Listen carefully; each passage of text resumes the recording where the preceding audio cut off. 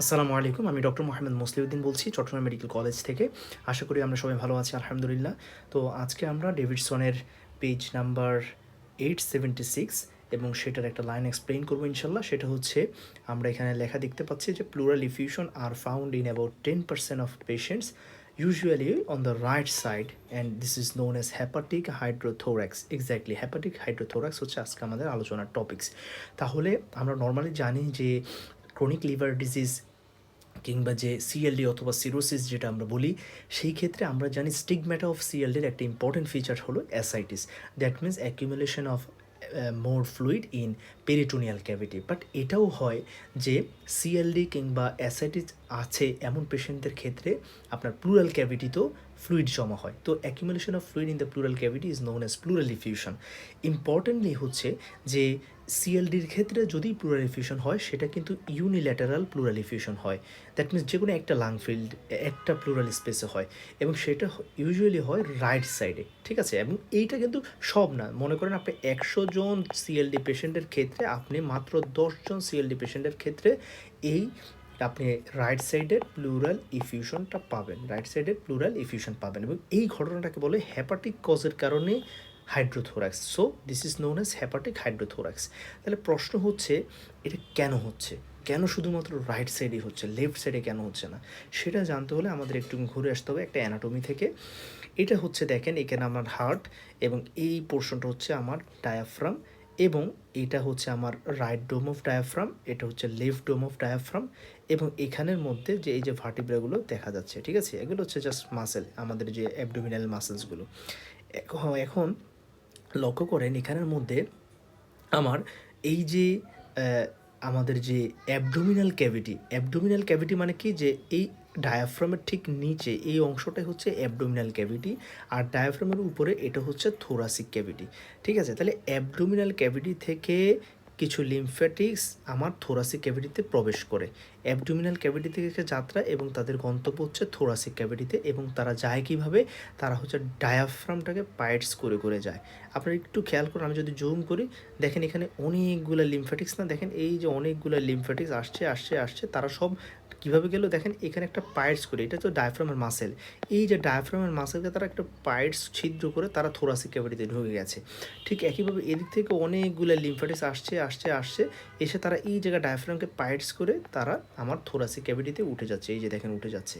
আবার একইভাবে এখানেও অনেকগুলো লিমফ্যাটিক্স ডায়াফ্রামকে পাইটস, এই যে এই জায়গায় পাইটস করে তারা ছিদ্র করে উপরে উঠে যাচ্ছে, এদিক থেকে পাইটস করে উপরে উঠে যাচ্ছে। যাই হোক, এখানে টোটাল তিনটা আমরা ক্লাম্প অফ লিমফ্যাটিক্স পাই, anterior lymphatic channels, middle lymphatic channels and posterior. Okay, তাহলে কিছু সামনে এটা হচ্ছে অ্যান্টেরিয়র লিমফ্যাটিক চ্যানেল, এগুলো হচ্ছে মিডল লিমফ্যাটিক চ্যানেল, আর কিছু হচ্ছে পেছন দিয়ে যায় পোস্টেরিয়র লিমফ্যাটিক চ্যানেল। বুঝাইতে পারলাম? আচ্ছা, এখন এখানে এই ফিগারটার মধ্যে একটা জিনিস আসলে একটু ক্লিয়ার হয় না, সেটা হচ্ছে এই যে এটা হচ্ছে রাইট সাইড আর এটা হচ্ছে কি লেফট সাইড।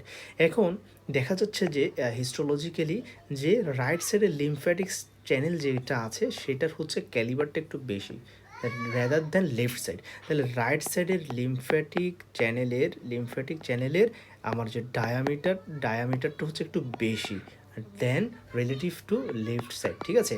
ফলে তাহলে যখন অ্যাসাইটিস হয়, অ্যাসাইটিস কোথায় হয়? অ্যাসাইটিস হয় যে আমার এই যে অ্যাবডোমিনাল ক্যাভিটির মধ্যে অ্যাসাইটিসটা হচ্ছে, মানে এখানের মধ্যে আমার ফ্লুইডটা জমা হচ্ছে অ্যাসাইটিস। তাহলে দেখেন বিলো ডায়াফ্রাম আমার অ্যাসাইটিসগুলো জমা হলো।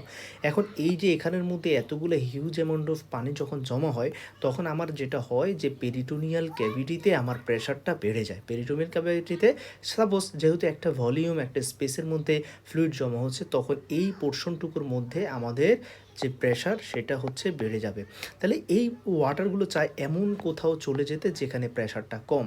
এবং আমরা সবাই জানি যে প্লুরাল স্পেস যেটা আছে আমাদের এখানের মধ্যে, যে প্লুরাল স্পেস সাপোজ এখানের মধ্যে তো কি প্লুরাল স্পেস, তাই না? এখানে হচ্ছে কোস্টোফ্রেনিক অ্যাঙ্গেল এবং এই মাঝখানে এটা হচ্ছে আমার লাংস। তাহলে এই প্লুরাল স্পেস আমরা জানি অলওয়েজ সে তার মধ্যে একটা নেগেটিভ প্রেশার থাকে অলওয়েজ, তাহলে প্লুরাল স্পেসে অলওয়েজ একটা নেগেটিভ প্রেশার থাকে। ঠিক একইভাবে এখানে যে আমার কি বলে লেফট লাংফিল এখানের মধ্যে আমাদের যে প্লুরা আছে, প্লুরার এখানের মধ্যেও নেগেটিভ আমার প্রেশার থাকে। Okay fine. এখন প্রশ্ন হচ্ছে তাহলে যখন এই অ্যাসিডিক ফ্লুইডগুলো তারা চেষ্টা করে এমন কোথাও আমরা চলে যেতে হবে যেখানে প্রেশার কম, তখন তারা যেদিক দিয়ে পথ পায় সেদিক দিয়ে যেতে শুরু করে। এবং এই ফ্লুইডগুলোকে, যেহেতু এই ফ্লুইডগুলা আপনার ভেইনস দিয়ে যেতে পারছে না, নর্মালি হচ্ছে কি যে কোনো পটেনশিয়াল স্পেসের ফ্লুইডগুলো হচ্ছে নর্মালি ভেইনসের মাধ্যমে তারা অ্যাবজর্ব হয়ে হয়ে আমার আবার সার্কুলেশনে ফিরে আসে ভেইনসের মাধ্যমে। কিন্তু এখন তো ভেইনসের মাধ্যমে অ্যাবজর্ব হতে পারছে না, কারণ কি? কারণ এই ভেইনসটা আলটিমেটলি কোথায় যায়? Portal vein. পোর্টাল ভেইন কোথায় যায়? লিভারে। এখন সমস্যা তো পোর্টাল ভেইনেই প্রেশার বেশি, কারণ সে তো সিএলডির পেশেন্ট। সো তারা আর ভেইনস এই কাজটা করতে পারে না, কারণ ভেইনসের সামনে পথটা ব্লকড। ফলে এই অ্যাসিডিক ফ্লুইডগুলো আপনার আপনার সার্কুলেশনে ঢোকার একটাই ওয়ে, সেটা হচ্ছে লিমফ্যাটিক্স। তো লিমফ্যাটিক্স তখন কি করে? এই অ্যাসিডিক ফ্লুইডগুলোকে, তখন এই অ্যাসিডিক ফ্লুইডগুলোকে লিমফ্যাটিক্স অ্যাবজর্ব করা শুরু করে। এই যে দেখেন, আমি এই যে ট্রিবিউটারিজগুলো, এগুলোর লিমফ্যাটিক্সগুলো তাদেরকে তখন অ্যাবজর্ব করতে শুরু করে। এখন আপনারা আমাকে বলেন, আমি দুইটা আপনাকে পথ দিয়ে দিলাম, একটা হচ্ছে এরকম পথ, আর একটা হচ্ছে এরকম পথ। কোন জিনিসটা দিয়ে বেশি ফ্লুইড অ্যাবজর্ব হবে? কোনটা দিয়ে? এক্স্যাক্টলি, যেহেতু রাইট সাইডের লিমফ্যাটিক চ্যানেলগুলো হচ্ছে একটু মোর ওয়াইড, ফলে তারা বেশি বেশি অ্যাসিডিক ফ্লুইড কী করবে? অ্যাবজর্ব করবে, রেদার দ্যান লেফট সাইডের লিমফ্যাটিক ডাক্টস। ওকে, ফলে তখন এই যখন এদিক দিয়ে যখন যাবে, আলটিমেটলি তখন এই রাইট লিমফ্যাটিক যে চ্যানেলটা আছে এর মধ্যে দিয়ে যখন যাচ্ছে, তখন এই কিছু কিছু এই ইনক্রিজড প্রেশারের কারণে, হাইড্রোস্ট্যাটিক প্রেশারের কারণে তখন কি হবে? এই লিম্ফ ভেসেলগুলো থেকে, কারণ আমাদের যে লিমফ্যাটিক্সগুলোর পোরগুলো একটু এনলার্জ, তখন তারা বের হয়ে হয়ে এই যে প্লুরাল স্পেসে ফ্লুইডটা জমা হতে শুরু করবে। কোনটা? এই অ্যাসাইটিক ফ্লুইডটা। এইটা আসলে একটা হাইপোথিসিস, এবং কিছু কিছু এক্সপ্লেনেশনে বলছে আসলে এই হাইপোথিসিসটা দিয়ে মিলানো যাচ্ছে না, কিন্তু ম্যাক্সিমাম এক্সপ্লেনেশনে আমি দেখলাম তারা বলছে যে এটার কারণ হচ্ছে যে অ্যাসিডিক ফ্লুইডগুলো লিমফ্যাটিক্সের মাধ্যমে, যেহেতু রাইট সাইডের ট্রান্সঅ্যাবডোমিনাল লিমফ্যাটিকটা একটু ওয়াইড ক্যালিবারের, সেটার মধ্যে দিয়ে ঢুকে এবং তারা যাওয়ার সময় লিমফ্যাটিক চ্যানেল থেকে বের হয়ে হয়ে এই এক্সট্রা ফ্লুইডগুলো প্লুরাল স্পেসে জমা হয়। এই কারণে দেখা যায় অলমোস্ট 90% কেজে রাইট সাইডেড হাইড্রোথোরাক্স হয়। এবার আমি আপনাদেরকে এভিডেন্স দেখাই। দেখেন, আপনারা এটা দেখেন, এই এমআরআইটা দেখেন আপনারা, এখানের মধ্যে এইটা হচ্ছে দেখেন স্প্লিন কত বড় হয়ে গেছে। তো এটা দেখি মানে আমি বুঝছি স্প্লিনোমেগালি। তারপরে আপনারা দেখেন এখানের মধ্যে তার দেখা যাচ্ছে কি প্লুরাল ইফিউশন। এই যে সাদা সাদা অংশটুকু, এই সাদা এগুলো হচ্ছে সব প্লুরাল ইফিউশন।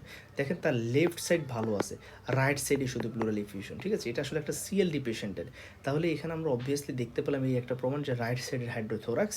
আরেকটা চেস্ট এক্সরে দেখাই, এটাও হচ্ছে দেখেন এখানের মধ্যে অ্যাসাইটিস আছে। কেন? দেখেন আপনারা এই যে বিলো ডায়াফ্রাম, হ্যাঁ বিলো ডায়াফ্রাম আমরা যেটা দেখতে পাচ্ছি, এখানে কিন্তু অ্যাসাইটিস আছে। এক্সরের মধ্যেও যদি অ্যাসাইটিস থাকে, আপনি এক্সরে ফিল্মটা অ্যাবডোমিনাল ক্যাভিটি অনেক সাদা দেখতে পাবেন। এই যে দেখেন ডেন্স হোমোজেনাস দেখা যাচ্ছে এটা।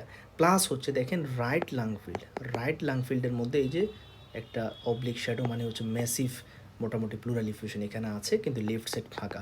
তাহলে আমাদের মাথায় যখনই আমরা আসলে ইউনিল্যাটারাল প্লুরাল ইফিউশন পাই, আমরা সাধারণত চিন্তা করি কি যে এটা ইউনিল্যাটারাল। আবার বলি, ইউনিল্যাটারাল প্লুরাল ইফিউশন পেলে আমরা প্রথমে চিন্তা করি সেটা আইদার হচ্ছে আপনার ইনফ্লামেটরি, অথবা হচ্ছে সেটা ম্যালিগন্যান্ট। এখন ইনফ্লামেটরি হলে পেশেন্টের সাধারণত কি হয়, সিবিসিতে আমরা একটা রিঅ্যাক্টিভ চেঞ্জ পাবো, এবং হচ্ছে আপনার পেশেন্টের ক্লিনিক্যালি আমরা ফিভার পাবো। কিন্তু যদি দেখা যাচ্ছে অথবা সিবিসিতে তেমন কোনো ফিচার পাচ্ছি না, লিউকোসাইটোসিস পাচ্ছি না, অথবা হচ্ছে আমরা ফিভারও পাচ্ছি না, হ্যাঁ, অথবা হচ্ছে তার চেস্ট এক্সরেতে কোনো লাং কনসলিডেশনে দেখতে পাচ্ছি না, হ্যাঁ, তখন আমরা চিন্তা করি যে কি, যে তার এই মানে ওই আমাদের যে ডিডিগুলো চিন্তা করব, তার মধ্যে একটা চিন্তা আমাদের রাখতে হবে তার কোনো লিভার ডিজিজ আছে কি না, স্পেশালি রাইট সাইডের। তাহলে রাইট সাইডের hydrothorax can be present in case of CLD patient. এবং এমনও হয়, আরেকটা জিনিস মনে রাখবেন, যে রাইট সাইডেড হাইড্রোথোরাক্স আছে, তখন আপনাকে চেক করতে হবে তার আসলে অ্যাসাইটিস আছে কিনা। তো ascites with right sided pleural effusion more likely to be CLD. ঠিক আছে, আর রাইট সাইডের প্লুরাল ইফিউশন উইদাউট অ্যাসাইটিস, তখন আপনার চিন্তা করতে হবে যে এখানে কোনো লাং প্যাথোলজি আছে। আইদার সেটা কোনো ইনফ্লামেটরি যেমন নিউমোনিয়া হতে পারে, টিউবারকুলোসিস হতে পারে, পোস্ট নিউমোনিক হতে পারে, ঠিক আছে, অথবা কোনো ম্যালিগনেন্সি হতে পারে, হ্যাঁ, প্লুরাল টিবি হতে পারে, প্লুরাল ম্যালিগনেন্সি হতে পারে, যে কোনো কিছু হতে পারে। কিন্তু অ্যাসাইটিস আছে সাথে হাইড্রোথোরাক্স এবং সেটা রাইট সাইডেড, এইটা খুব most likely due to CLD অথবা ক্রনিক লিভার ডিজিজ, ঠিক আছে। এটা হচ্ছে ডেভিডসনের কথাটা। তো আমরা এই এক্সপ্লেনেশনটা করলাম, হ্যাঁ, কেন সেটা শুধু রাইট সাইডে হচ্ছে, due to wide calibre of right transdiaphragmatic lymphatic channel. এবং এবং মনে রাখতে হবে এই যে প্লুরাল ইফিউশনটা হচ্ছে, এটা কী ধরনের প্লুরাল ইফিউশন হবে আমাকে বলেন তো, একটু বুদ্ধি করে বলেন। ট্রান্সইউরেটিভ ডেফিনেটলি, কারণ এখানে এত সব পানি জমছে কেন, due to increased hydrostatic pressure, যেটা আমি আমার আগের লেকচারটাতে বলেছি।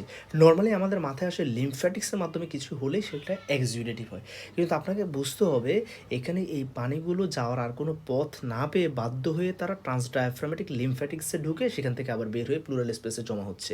তাহলে জাস্ট এদিক দিয়ে ঢুকলো, আবার এদিক দিয়ে বের হলো, ঢুকলো বের হলো, ঢুকলো বের হলো, তাহলে এটা আসলে হচ্ছে ট্রান্সইউডেটিভ। তাহলে আপনি যখন কোনো unilateral pleural effusion, that means আপনি রাইট সাইডে প্লুরাল ইফিউশন পাচ্ছেন এবং সেটা দেখতেছেন যে ট্রান্সইউডেটিভ, আপনার চিন্তা করতে হবে যে এটা কোনো মানে সিএলডি আছে কি না, আমার এক্সক্লুড করা উচিত, হ্যাঁ। আর যদি দেখেন রাইট সাইডেড অথবা লেফট সাইডেড যাই হোক ইউনিল্যাটারাল প্লুরাল ইফিউশন এবং সেটা এক্সিউডেটিভ, তখন আপনার জন্য সহজ যে এক্সিউডেটিভ, তখন আপনার চিন্তা করতে হবে এটা আইদার কোনো লাং প্যাথোলজি, ইনফ্লামেটরি হতে পারে, ম্যালিগনেন্ট হতে পারে, যেমন টিউবারকুলোসিস, নিউমোনিয়া অথবা ম্যালিগনেন্সি, ঠিক আছে। এটাই ছিল আমাদের আজকের আলোচনার টপিকস। আমরা আপনাদেরকে ক্লিনিক্যাল কিছু এক্সাম্পল সহ দেখালাম, ঠিক আছে। Thank you.